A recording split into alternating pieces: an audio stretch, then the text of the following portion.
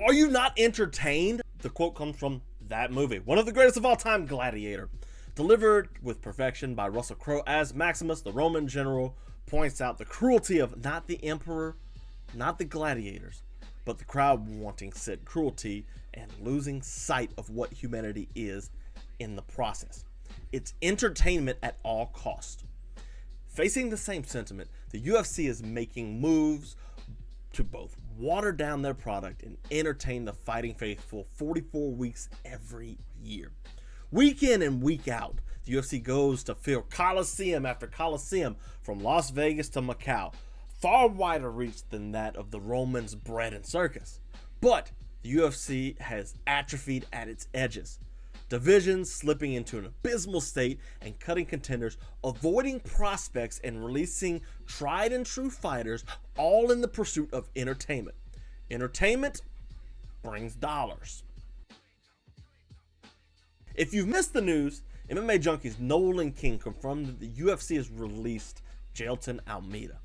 Coming off of his loss to Rizvan Kuniev, Almeida has fallen from grace among fight fans who tuned in to watch him and others fight. The Brazilian broke into the UFC through the Contender Series with 16 finishes, the last 5 of his fights being in the UFC. He was a promising fighter, moving between 205 and heavyweight, and brought a Khabib-like approach to the cards. That is, until he didn't. Something changed in Jailton Almeida going into his fight with Derek Lewis in November of 2023. He stopped attacking, opting to just hold on and lay and pray. It's one thing to throw 4 significant strikes and submit Jairzinho Rozenstruik in the first round, or 18 strikes in a 4-minute sub of Parker Porter. But Almeida's output plummeted. He landed 38 significant strikes over 5 rounds with Derek Lewis. One in his loss to Curtis Blaydes, a fight which he controlled Curtis Blaydes for 4 minutes and 39 seconds. He was 2 for 3 in strikes against Alexander Romanov, albeit a first round finish. There was also the blistering performance against Sergey Spivak.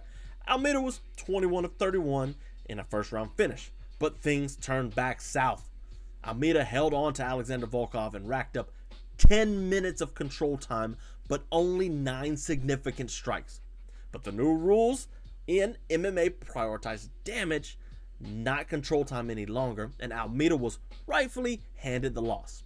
At UFC Vegas 113, Almeida lay another stinker. Sure, he threw 67 strikes over 3 rounds, but he couldn't take Kuniev down. He was forced to strike, and the gap in skill was apparent. He did get a taste of his own medicine as Kuniev held Almeida to the wall for 6 minutes, with Almeida literally looking to the ref to break up the fight so he could put out some more whatever he was trying to put out. Ironic, he could hold others down and prevent reversals, but not for himself. Now he's cut and likely headed to PFL, but the UFC is facing an uncomfortable truth. The heavyweight division is so bad that Jailton Almeida, a top 10 fighter, can't be stopped. Nobody until Rizvan Kuniev could come up with a game plan to counter Almeida's lay and pray approach. Jailton Almeida didn't get cut because he sucked. No, he got cut because he bored the fans. Now, truth is the treason to empire, and we're about to have an uncomfortable conversation about the current state of the UFC. Go through this list here carefully. Go ranking by ranking. Does Tom Aspinall beat Cain Velasquez? Does Jailton Almeida beat Josh Barnett? Heck, does Curtis Blaydes beat Roy Nelson? They do not. There is a clear disintegration of the UFC's heavier weight classes despite Dana White's love of them. The UFC has been historically hard on these divisions.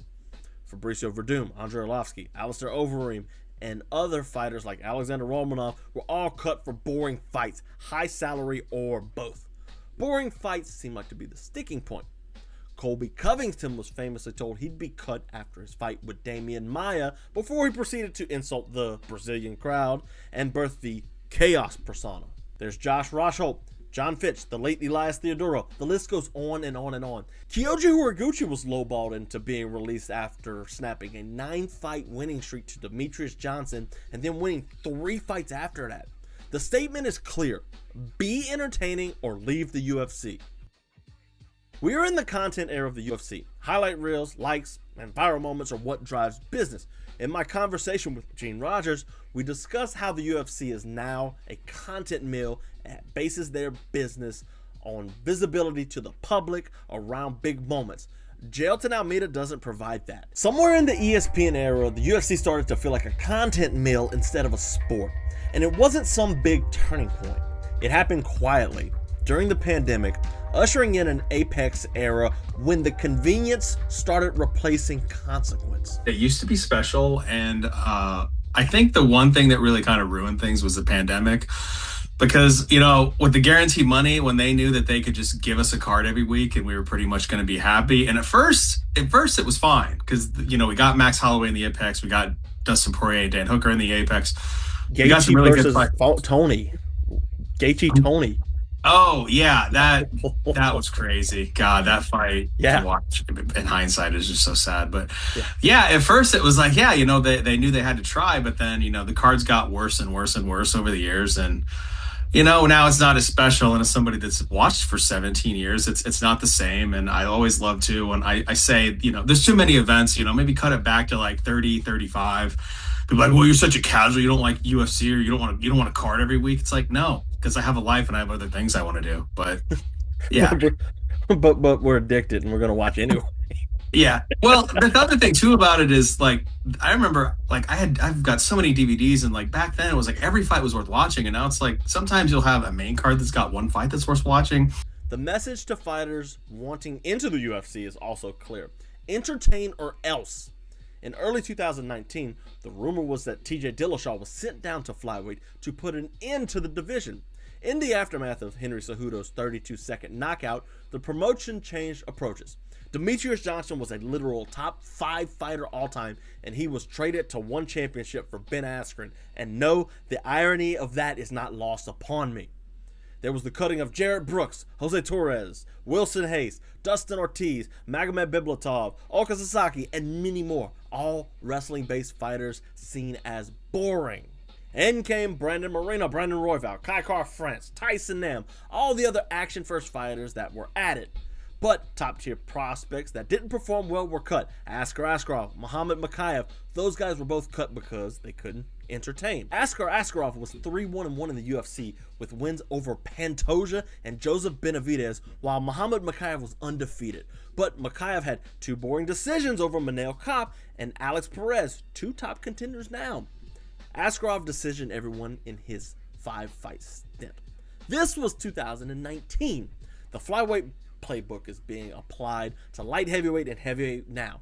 Dustin Jacoby is there, while Vadim Nemkov is passed on. There's nothing against Dustin Jacoby, a fighter who I quite like, but ignoring the best fighters in the world like Nemkov, Johnson, and even Almeida sets this sport backwards. It's the opposite of what MMA is about.